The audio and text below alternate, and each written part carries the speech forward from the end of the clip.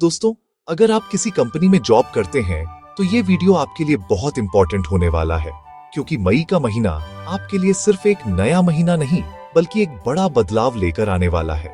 सोचिए, अगर आप रोज 8 घंटे काम करते हैं लेकिन कभी कभी कंपनी आपसे एक्स्ट्रा काम करवाती है और उसे एक्स्ट्रा काम का सही पैसा भी नहीं मिलता, तो क्या ये सही है?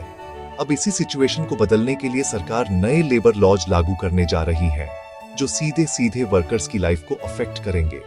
अब जरा इमेजिन कीजिए, आप 8 घंटे काम करते हैं लेकिन अगर कंपनी आपसे सिर्फ 15 मिनट भी एक्स्ट्रा काम करवाती है तो अब वो नॉर्मल काम नहीं माना जाएगा बल्कि उसे ओवर टाइम माना जाएगा।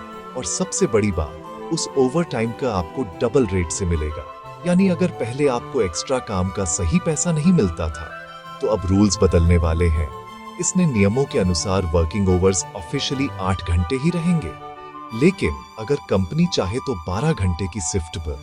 हालांकि इसमें एक कंडीशन है कि पूरी हफ्ते में टोटल वर्किंग आवर्स 48 घंटे से ज्यादा नहीं होने चाहिए। यानी अगर आप एक दिन में ज्यादा काम करते हैं तो आपको हफ्ते में ज्यादा छुट्टी भी मिलेगी। अब यहाँ एक और इंटरेस्टिंग चाल की जा रही है जो पहले प्रैक्टिकली बहुत कम देखने को मिलती थी। और सिर्फ इतना ही नहीं, अब लगातार 5 घंटे काम करने के बाद एम्प्लॉय को कम से कम आधे घंटे का ब्रेक देना मैंडेटरी होगा। पहले कई जगहों पर वर्कर्स को बिना रुके लंबे समय तक काम करना पड़ता था, लेकिन अभी ये लीगली अलाउड नहीं होगा। अब बात करते हैं सैलरी स्ट्रक्चर की, जो सबसे ज्यादा चर्चा में है। किसी भी एम्प्लॉय की बेसिक सैलरी उसके टोटल सीटीसी का कम से कम 50% होना चाहिए। इसका मतलब यह है कि पीएफ, ग्रेचुइटी और बोनस जैसी चीजों में कंट्रीब्यूशन बढ़ जाएगा। लेकिन यहाँ एक ट्विस्ट है, इससे 100 टर्म में आपकी इन हैंड सैलरी थोड़ी कम हो सकती है, क्योंकि ज्यादा पैसा पीएफ और अन्य बेनिफिट्स में चला जाएगा।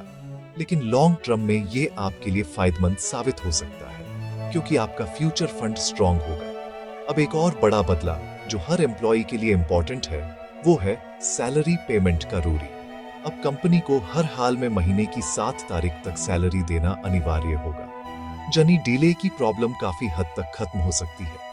साथ ही अब वर्कर्स को अपॉइंटमेंट लेटर देना भी जरूरी होगा और सैलरी स्लिप भी प्रोवाइड करनी होगी। इससे ट्रांसपेरेंसी बढ़ेगी और एम्प्लॉई को अपने अधिकारों की सही जानकारी मिलेगी। अब अगर आप फैक्ट्री में काम करते हैं, यहाँ कॉन्ट्रैक्ट वर्कर हैं, तो आपके लिए भी गुड न्यूज है।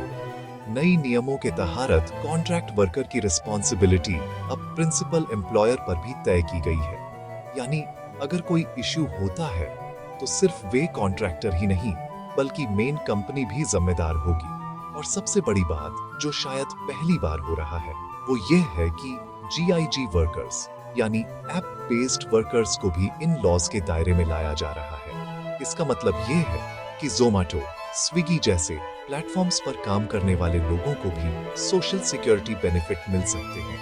कंपनियों को अपने एनुअल टर्नओवर का 8-2% हिस्सा सोशल सिक्योरिटी फंड में देना होगा, जिससे इन वर्कर्स को फ्यूचर में सपोर्ट मिल सके।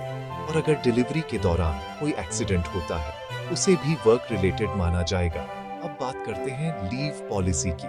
पहले वर्कर को पेड लीव के लिए 240 दिन का काम करना जरूरी होता था, लेकिन अब इसे घटाकर 180 दिन कर दिया गया है। यानी अब वर्कर को जल्दी लीव का बेनिफिट मिल सकेगा। महिला कर्मचारियों के लिए भी नए नियम काफी इंपॉर्टेंट है। अब उन्हें नाइट शिफ्ट में काम करने की अनुमति होगी, लेकिन उनकी सेफ्टी और उनकी रिटर्न कंसेंट लेना अनिवार्य होगा। यानी सेफ्टी को प्रायोरिटी दी गई है। अब अगर हम बात कर रहे हैं ले ऑफ और स्ट्राइकर्स की, तो इसमें भी चेंजेस किए गए हैं।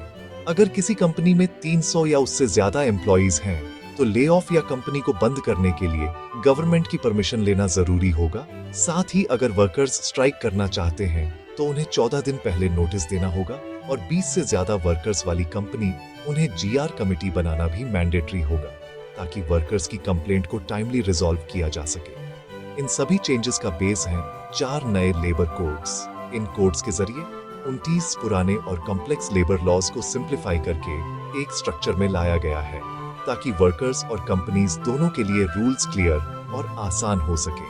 तो दोस्तों, ओवरऑल देखा जाए तो ये नए लेबर लॉज वर्कर्स के लिए कई तरह की सुविधाएं लेकर आ रहे हैं, जैसे फिक्स्ड वर्किंग आवर्स, ओवरटाइम का double payment, better leaves policy, social security और ट्रांसपेरेंसी।